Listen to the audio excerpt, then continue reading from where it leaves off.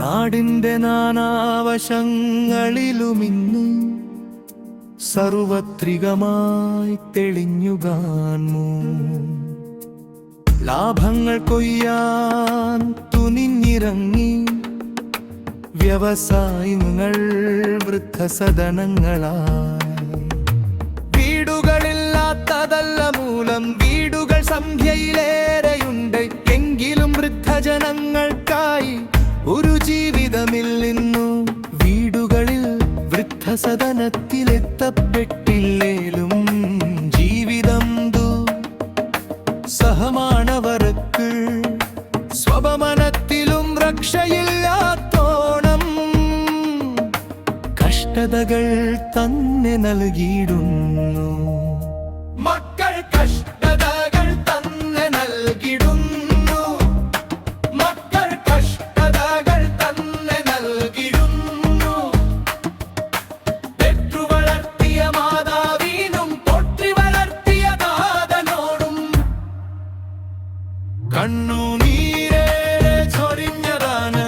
കണ്ണുനീരേറെ ചൊരിഞ്ഞതാണ്.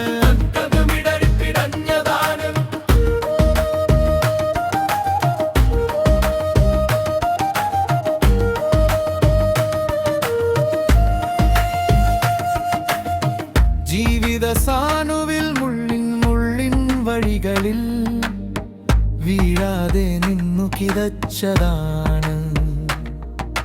12 മക്കളെ പോറ്റുവാൻ തെല്ലുമേ മാതാപിതാക്കൾക്ക് ഭാരമില്ല. 12 മക്കൾക്കു മാതാപിതാക്കളെ പോറ്റുവാൻ തെല്ലുമേ ശക്തിയില്ല. പണ്ടൊന്നും വീടുകളേറിയില്ല, ചുറ്റുമതിലുകളൊന്നുമില്ല. വേർപ്പെടുത്തില്ല ഈ മാതാപിതാക്കളുടെ ജീവിതമെന്തും അഴിഞ്ഞിരുന്നു. മക്കൾ ജീവിതമെന്തെന്നറിഞ്ഞിരുന്നു ഒന്നു പറയുവാൻ തെല്ലും മടിയില്ല. മക്കൾ കഷ്ടതകൾ തന്നെ നൽകിയിടുന്നു. മക്കൾ കഷ്ടതകൾ തന്നെ നൽകിയിടുന്നു. പെറ്റു വളർത്തിയ മാതാവിനും പൊട്ടി വളർത്തിയ താതനോടും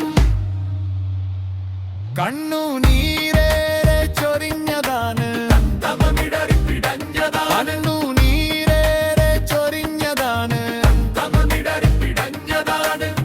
നല്ലവണ്ണം നിങ്ങളോർത്തുകൂ. നിങ്ങളും നാളെ വയസ്സരാകും. അന്നു നിങ്ങൾക്കും ഈ ഗതി വന്നു ചേരും. അന്നു നിങ്ങൾക്കും ഈ ഗതി വന്നു ചേരും.